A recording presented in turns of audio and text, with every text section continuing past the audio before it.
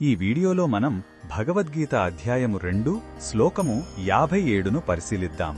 స్థితప్రజ్ఞుని లక్షణాల గురించి అర్జునుడికి శ్రీకృష్ణుడు వివరిస్తున్న సందర్భం ఇది. స్థిరమైన బుద్ధిగల వ్యక్తి బాహ్య ప్రపంచానికి ఎలా స్పందిస్తాడో ఈ శ్లోకం మనకు చెబుతుంది. మొదటగా ఈ పవిత్ర శ్లోకాన్ని భక్తితో విందాం. యః సర్వత్రానభిస్నేహస్తత్తత్ప్రాప్య శుభాశుభం నాభినందతి నద్వేష్టి తస్య ప్రజ్ఞా ప్రతిష్ఠితా.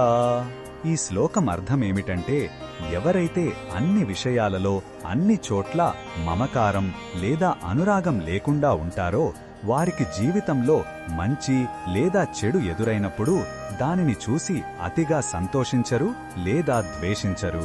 అటువంటి వారి బుద్ధి లేదా జ్ఞానం స్థిరంగా నిలబడి ఉంటుందని శ్రీకృష్ణుడు చెబుతున్నాడు.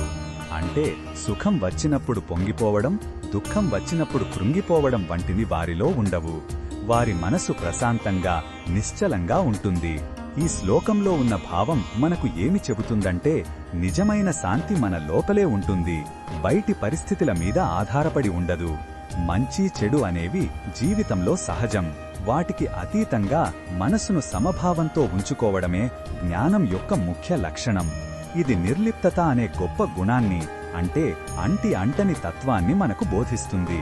ఈ బోధనను మన దైనందిన జీవితంలో ఎలా ఉపయోగించుకోవచ్చు అంటే, మనకు ప్రశంసలు వచ్చినప్పుడు గర్వపడకుండా, విమర్శలు వచ్చినప్పుడు నిరాశ చెందకుండా ఉండటానికి ప్రయత్నించాలి. ఉద్యోగంలో విజయం సాధించినా, వ్యక్తిగత జీవితంలో ఓటమి ఎదురైనా మన మానసిక సమతుల్యతను కోల్పోకూడదు. ప్రతిఫలాన్ని ఆశించకుండా మన కర్తవ్యాన్ని మనం చేస్తూ ఫలితాన్ని భగవంతుడికి వదిలేయాలి. మరిన్ని భగవద్గీత శ్లోకాల అర్థాన్ని తెలుసుకోవాలంటే మా తదుపరి వీడియోలను తప్పకుండా చూడండి.